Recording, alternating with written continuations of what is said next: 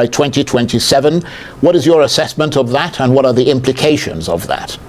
Well, it is quite, when I read the report, it was really a shocking one, but you must know that this is not the first time Nigeria is receiving predictions. And a lot of prediction came to pass without really materializing as it was predicted. We are all aware when the COVID-19 came, how worse it was predicted for Africa and most especially for Nigeria. But as a government and also as a system, there is a collective drive and collaboration between government, non-governmental organizations, civil society, private sector, to come to a common goal of safeguarding our country. While we've suffered, just like many other parts of the world, in terms of economic recession of 2020, but Nigeria were able to surmount almost all the consequences as far as loss of life is concerned to come stronger. Yeah, but you mean you were able to surmount it? I mean, you're a minister. What about the people on the streets? I'm just giving a background of challenges. I'm now coming to I don't mean to interrupt you, but you're making points that would annoy a lot of ordinary people. I'm not saying, I'm just trying to, it's not, I'm not saying it doesn't have impact, but I'm saying that predictions were made previously, but Nigeria as a government came up with strategic approach. Yeah, to be fair. Now I'm coming down to this. To be fair, Minister, COVID is not the same thing as poverty. I'm coming to this. They are all predicted. You understand? Yeah. Because you can't, the prediction we are having now, you cannot do away with the consequences of COVID-19. Even the World Bank report made reference to that, the 2020 recession, as a result of COVID-19. So you understand? I'm just trying to use that. What lesson can we drive from that? Now we have had, this is the prediction, that by 2027, the poverty rate will increase by 3.6% in Nigeria. To us as a ministry, this is a wake-up call. As a country, it is a wake-up call. Well, I'm glad you see it that way. I said I'm glad you see it that way. Yes, it's a wake-up call, seriously. Yeah. What strategic plan are we going to put in our country to ensure a better dignity and prosperity of average Nigeria? Well, we should be asking you that question. I'm just saying that that's what I interpret that wake-up call. Right. And currently, as a ministry, and also as a government, a lot is being done like that. For us as a ministry, even prior to the advent of the report, we have predicted that there is going to be a serious challenge ahead. And therefore, we have to sit down and strategize. Right. How do we face that challenges that we are anticipating? Well, I mean, we had three reasons. I'm coming even before the report. The statement by the American government in terms of reducing with significant percentage of the support given to most of our developing partners who are helping us goes to show that we are going to have issue with support we are getting from them. And what is the way out there? We have to look at inward to see how much can we drive domestically. And then after how much we can drive, how much can we reduce the leakages of the scarce resources that we have as a ministry and also as a government, both appropriation and whatever that can come to us in terms of blocking leakages and increasing transparency and accountability. Because just the same partner, the same private partners we have used in COVID-19, we have had meeting considering these humanitarian challenges. We have had humanitarian roundtable meeting with them. They are ready to commit their resources on the ground that what happened in the COVID-19 era will not repeat itself as we face these challenges. And what is that? Lack of accountability and transparency to the extent that up till now there is no report given back to them. You understand? And we are ready to depart from that normal way, abnormal way to ensure that we have a system that is responsive to the yearning and aspiration of Nigerians. Right. Okay. And then on our own part also, with that prediction, we have to look inward. How much can we do? While we are intensifying our effort in reaching the masses in terms of our national social register to provide them with rapid response. I was here some time back and I told you at that time we have reached only 1.4 million households. As of today, we have reached over 5,698,000 households in Nigeria in terms of the rapid cash transfer. But then we say, okay, there is always the need to avoid over-dependency on palliatives. And therefore, as a ministry, we have to develop durable solution. Because we think if we do that, we can address virtually all the segment. And right. Okay. Well, let me come in here. Yes. I mean, the point really is that you can't sustain these cash transfers. Yeah. That's why I said we also move towards developing a strong. That's why I said we move toward developing strong, durable solutions. Yeah. Well, one implication is that you are not, in fact, lifting people out of poverty. Instead, more people are falling deeper into poverty. That's what all the statistics suggest, including the NBS, the National Bureau of Statistics. Agreed. But what was the reason? If you look at a multidimensional poverty index of the 2022 that was done with between the NBS and Oxford University, initially, most concentration was based on monetary poverty. You understand? And if you look at the difference between multinational poverty and monetary poverty, you find that less people are poor when you look at monetary poverty. But when you look at the multidimensional poverty index report, more people are poor. You understand? It means that our approach initially was targeting monetary component only. And now we are doing multi-sectorial approaches, ensure that we address poverty. What are the components there? If you look at the component, there is education that is contributing much to the poverty in Nigeria. And it's also reflecting even in the report of World Bank. And if you look at the address there that Mr. President quickly insisted is to ensure that education have the highest budget ever in Nigeria, with a capital project of almost 3.5 trillion.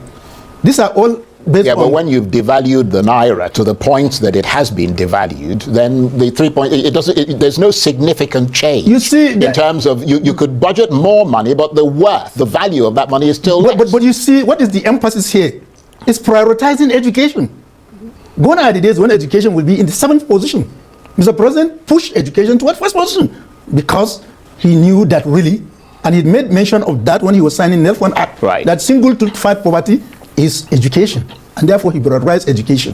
Now, the difference also in that and what is currently here is giving it the food security, which is also featured prominently in the 8-point agenda of Mr. President. If you put food security, it's one of also what makes this country, I mentioned and also when you look at even household itself, in terms of their practices of utilization of energy, the reports have shown that most families use use firewood, use what have you, in terms of their cooking. Yes. And Mr. President is debating from that. And everybody, if you are a Nigerian, you are aware that Mr. President is always talking about clean energy in terms of our utilization. And that's why we have a policy even that federal government procurement in terms of vehicle must be CNG compliant. And as of today, I stand here to say that the number of CNG selling points that we have in Abuja has not only doubled, but it also tripled.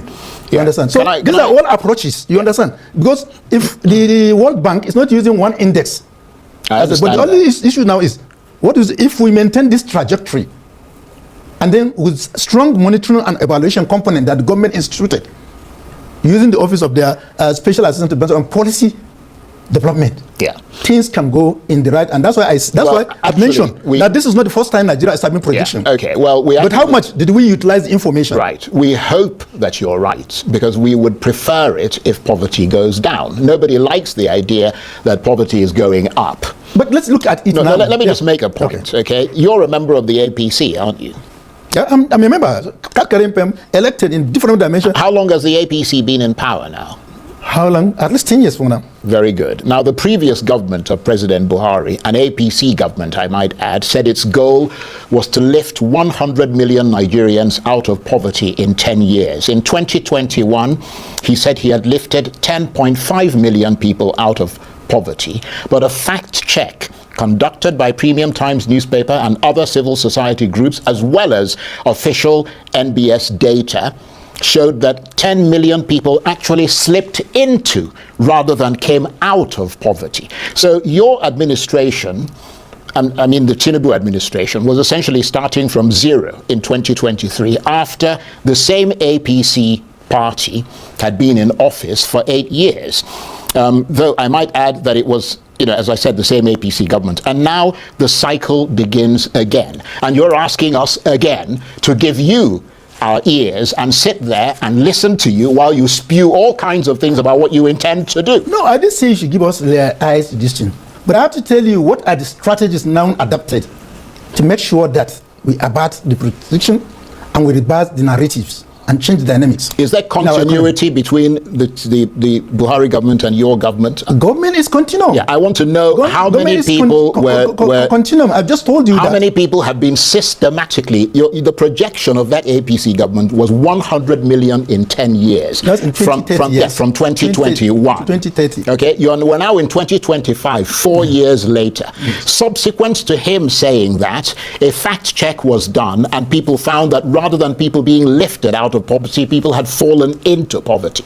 Give us the statistics in the last 2 years that you've been in office. You have quoted an official figure, of which MBS is a government document. You understand? Of course. And therefore, you have quoted an official decision. But you see, why do we have monitoring and evaluation component of every program? You can't predict, you can't debate, but you can look back and say, okay, what are the issues that made me not to achieve what I've targeted? Oh my God. Yes, you can do a post-mortem. You understand? Certainly. And I told you, the overdependence on using monetary dimension as against the multidimensional nature of poverty is a major setback. And that's why it was reversed by looking at the multidimensional poverty addition. For instance, we have looked at that, and I was even in Oxford about 6 weeks ago, right, which we have reviewed the report. And what do we find majorly is that most states do not use the result of the study in terms of budgeting and planning for their state. And therefore, there is need for that. And that was part of the recommendation I forwarded to Mr. President when I came back. And Mr. President gladly directed all that should be circularized to call on the attention of all the states to look at the various components. Because that is very, very important. The approach we are saying, well, it's not giving us looking. Look at if you look at the 5 states or 6 states that are the poorest states, of which Sokoto, Bayelsa, Kebbi, Jigawa, Gombe, and Yobe. If you look at them now, while they are the poorest, but if you disintegrate the different components of poverty, you find that each dimension is contributing differently to the level of that state poverty. So if you give it a holistic approach, you are not likely to succeed. For instance, for Bayelsa, housing is a major issue because you need to claim this thing, you need to do this thing. Out of school is not an issue as much as that of Sokoto, which in terms of contribution to poverty. So if you said you are going to address issue of out of school children in Bayelsa to improve their status, you will not get result as when you apply that in Sokoto. So I see the point you're trying to make, but I don't see the point of it. No, the point of it is that if you remain focused and the scarce resources you have, and you direct it appropriately, you'll be able to. I understand that, but my point remains the same. Yes. You being APC, you've been in power for 10 years. These mistakes that you're talking about, in other words, we should sit back whilst you make mistakes. We are not saying, and then you'll come back and say, oh yeah, we screwed up. We're going to make another attempt. You are trying to push what my mouth. I'm just saying, because I'm trying to understand how many people you've lifted out of poverty in 10 years. Your interpretation is quite different.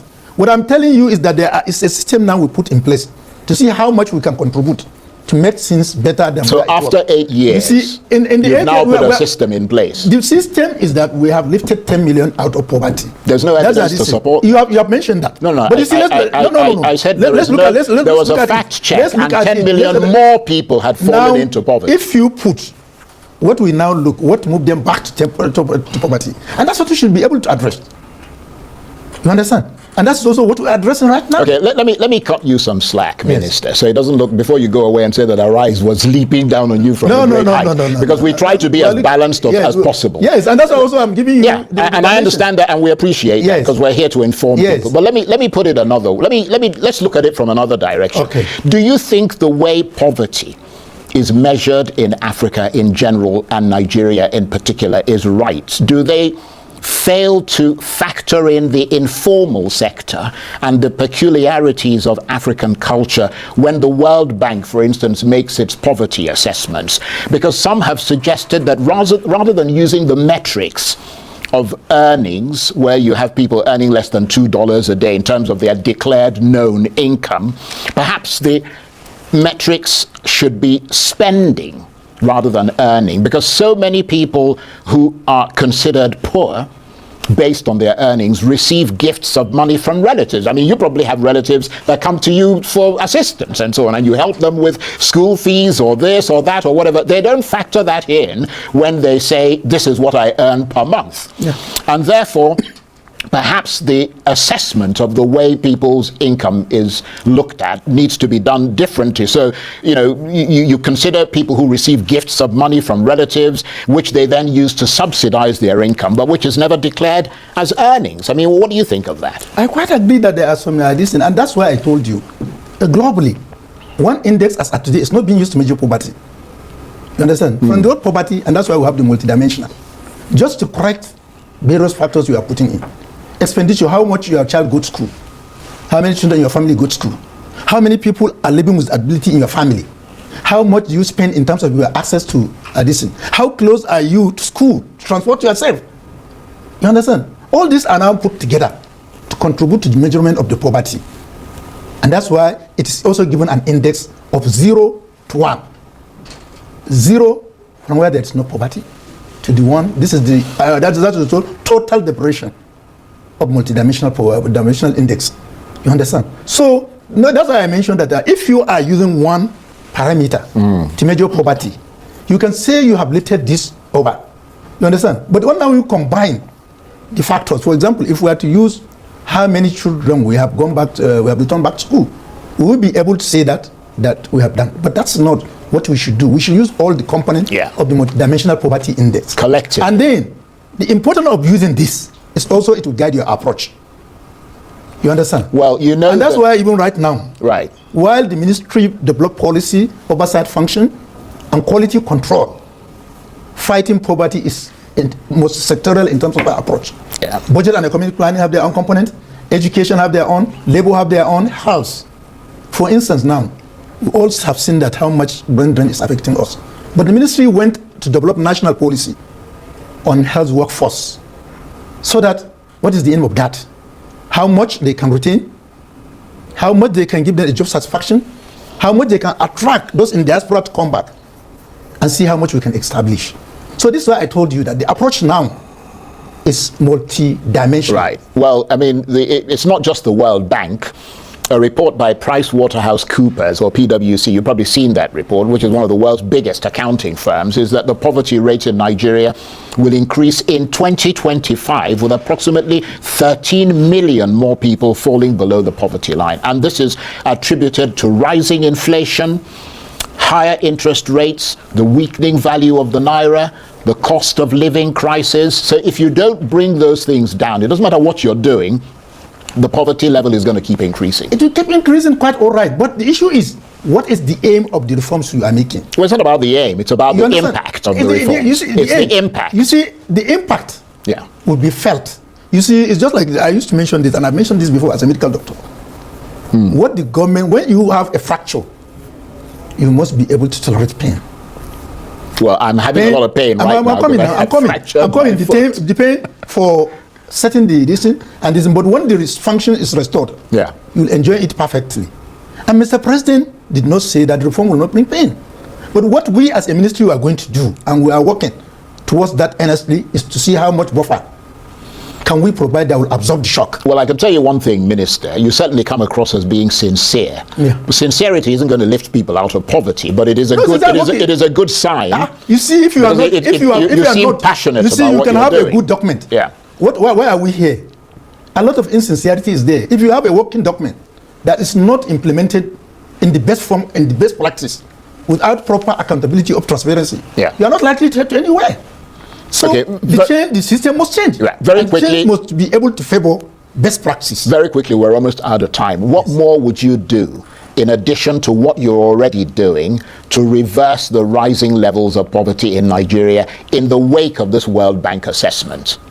What we can do in the best way is, in just layperson's language, so everybody can understand. Is to see how much job can we create in our environment, and how much that job is linked to labor market. And what progress are you making there? A lot of progress, because we are just going to start our training from the 5th of next month, which will divide Nigeria in 6 geopolitical zones.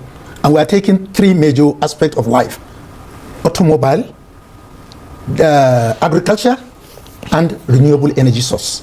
These are areas that we are taking to train our youth, empower them with skill, and link them with the labor market. And it's going to carry much of practical component than just this and how much we can attach them to. And already a lot of private companies have demonstrated their interest in trying to partner with us so that those who are best brain and that will be easily absorbed and taken off. That's one.